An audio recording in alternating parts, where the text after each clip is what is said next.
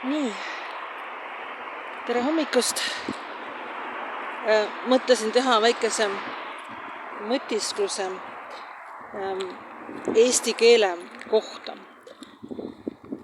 Ma hakkasin neid videosid tegema sellepärast, et ma olen suulises eesti keeles enda arvates väga halb. Ma puterdan liiga palju ja ma pole harjunud rääkima.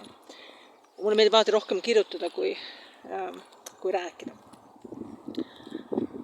Aga ühel päeval ma hakkasin mõtlema, kuidas võrrelda eesti keele olukorda Vene ajal ehk siis Nõukogude okupatsiooni ajal ja ütleme siis praegu. Kas selleks oleks mingi huvitav ütleme nagu kujund või midagi sellist, jah? Ja kui ma selle peale mõtlesin, siis mul tuligi silme ette väga huvitav kujund. Nimelt, kui ma käin lennukiga reisimas, siis ma tavaliselt sõidan Tartust luksbussiga Tallinna lennujaama ette. Ja alati see mõte, mis mul tekib, kui ma Tallinna lennujaama ees bussist maha tulen, on see, et nüüd ma olen lõpetanud oma eluga riskimise ja nüüd lähen turvalise transpordivahendi peale. Ja millest see mõte tuleb? Mõte, üks auto tahab välja tulla. Mis ta ei taha? Äkki ta laseb minu mööda. Ta vist laseb minu mööda, jah. Nii, et see mõte on siis selline, et ma nüüd lähen turvalise transpordivahendi peale. Ja see mõte tuleb sellest statistikast, et on teada, et lennukis enamasti midagi ei juhtu. Väga turvaline, statistiliselt kõige turvalisem transpordivahend üldse. Aga kui juhtub, siis saab teha juba Hollywoodi filmi. Mis on väga selline leegid ja plahvatused ja surm, jah. Aga autodega on niimoodi, et üldse bussidega ka, eks ju, et juhtub võib-olla tihemini, mitte võib-olla, vaid kindlasti tihemini kui lennukitega.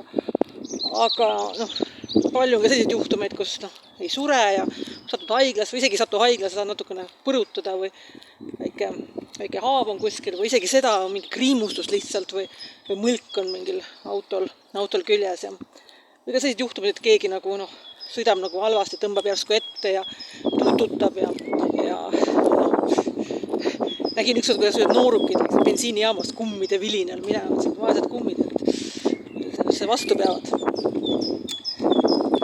Et on ka sellised igasugused väiksemaid juhtumid. See ongi see võrdlus, et Vene ajal oli eesti keelega selline olukord, et enamus sai igal pool eesti keelega hakkama.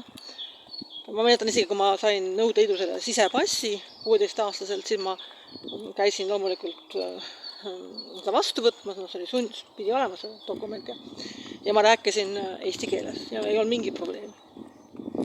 Ma mäletan, et ma oleks teenuses mitte kunagi vene keelt rääkida, mitte kunagi. Või mingit võõrkeelt, eks ju, ei. Aga oli siin muidugi üksikud juhtumeid, kus eesti keele rääkima tõi kaasa viha. Ja siis oli ütleme selline lennuki õnnetuse stiilis siis vihad juba, jah. Et selline, ma mäletan, ma olin ükskord bussis ja rääkisin vene vastast anekdooti ja siis tuli üks vene vanamutt ja sisistas ma olen fašist või mingi sellist. Aga sellised raskemad juhtumid olid kindlasti ja neid tuleb ka teisi meelde, et oli väga inetuid asju ja selle eest, et sa olid eestlane ja rääkisid eesti keel. Aga mis on praegu, siis praegu keegi fašistiks pole otseselt ei sõima.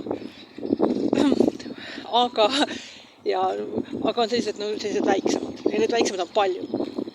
Et see on, ma ütlengi, et võrrelda eesti keelt siis Vene ajal ja eesti keelt praegu, siis Vene ajal oli tegemist lennukisõiduga ja praegu on tegemist siis auto ja bussisõiduga. See on see vahe. Keeleline vahe on ka, et ütleme, nagu mõtleme, kui enda vanaema eesti keel, siis ma ütlen, et muidugi sellest on teatud erinevusi, aga erinevus on umbes see, et sa lähed, linnud lendavad üle. Erinevus on umbes sellised, et sa lähed kallisse restorani ja seal on 2 pearooga, mis väga meeldivad. nad on erinevad, aga nad on mõlemad väga head. Mõlemad on kõrge kvaliteedid. Ja kas võta nüüd tursakala, võta parti või võta parti, nad on väga erinevad, aga mõlemad on väga head.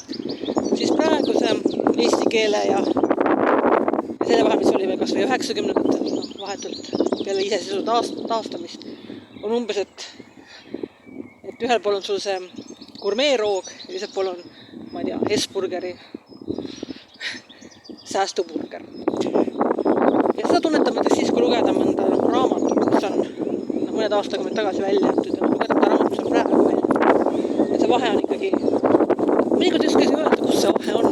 Et palutakse, et andke mulle tõendeid. Ja ma ei oska tõendeid anda, ma ei näe neid, aga mingi tunnetus on vale, üldmuljed.